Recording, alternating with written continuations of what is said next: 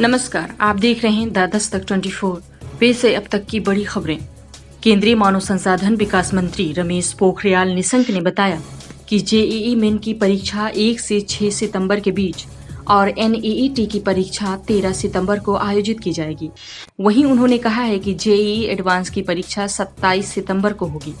बकौल निशंक अभी छात्रों की कोरोना को लेकर सुरक्षा को ध्यान में रखते हुए परीक्षाएं स्थगित की गई हैं। वाशिंगटन भारतीय दूतावास के बाहर लगी महात्मा गांधी की प्रतिमा, जिसे ब्लैक लाइव्स मैटर प्रदर्शनकारियों द्वारा तोड़ दिया गया था, उसे अब पुनर्स्थापित कर दिया गया है। अमेरिकी उप विदेश मंत्री स्टीफन बीकन और अमेरिका में भारत के राजदूत तरणजीत सिंह संधू ने पुनर्स्थापित महात्मा गांधी प्लाज्मा पर गांधी को श्रद्धांजलि दी। राष्ट्रपति डोनाल्ड ट्रंप ने इस तोड़फोड़ की निंदा की थी। प्रधानमंत्री मोदी के आईना दिखाते ही तिलमिला गया चीन, बोला हमें विस्तारवादी कहना गलत।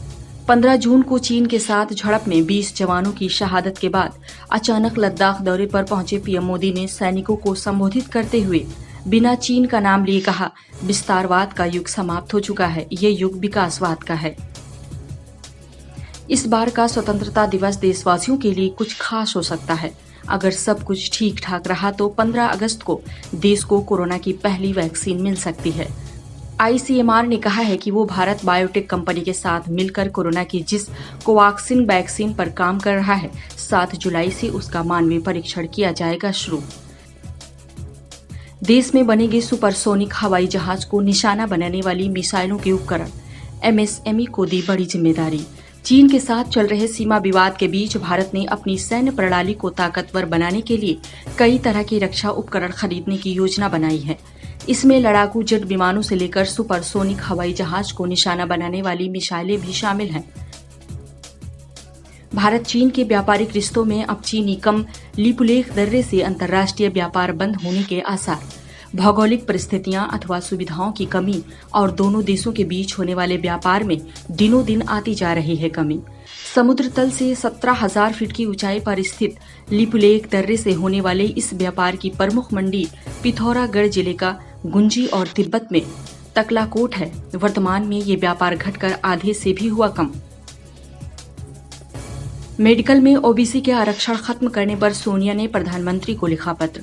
चिकित्सा शिक्षण संस्थानों में नीट परीक्षा से भरी जा रही सीटों में ओबीसी छात्रों को आरक्षण से इनकार किए जाने की ओर प्रधानमंत्री का ध्यान आकर्षित कराया। साथ ही केंद्र सरकार से समानता और सामाजिक न्याय को देखते हुए ओबीसी छात्रों के लिए राज्यों के मेडिकल शिक्षण संस्थानों और डेंटल कॉलेजों में आरक्षण बढ़ाने का किया अनुरोध। इसरो के मंगलयान ने मंगल के सबसे बड़े चंद्रमा फोबोस की ली तस्वीर। ये तस्वीर 1 जुलाई को ली गई, जब मंगलयान मंगल से करीब 7,200 किलोमीटर और फोबोस से करीब 4,200 किलोमीटर दूर था। इसरो ने तस्वीर के साथ एक अपडेट में कहा, 6 एमसीसी फ्रेम से ली गई ये एक समग्र तस्वीर है और ये स्पष्ट है। इसरो के मुताबिक इस तस्वीर में अतीत में फोबोस से आकाशीय पिंडों के टकराने बने विशाल गड्ढे भी दिख रहे हैं। लंबे समय से उत्तर प्रदेश में बंद चल रही नए लर्नर लाइसेंस बनाए जाने की प्रक्रिया पर लगी रोक सोमवार यानी 6 जुलाई से हट जाएगी। लंबे समय से उत्तर प्रदेश में चल रही नए लर्नर लाइसेंस बनाए जाने की प्रक्रिया पर लगी रोक सोमवार यानी 6 जुलाई से हट जाएगी। लोग अब नए लर्नर लाइसेंस के लिए कर सकेंगे आवेदन।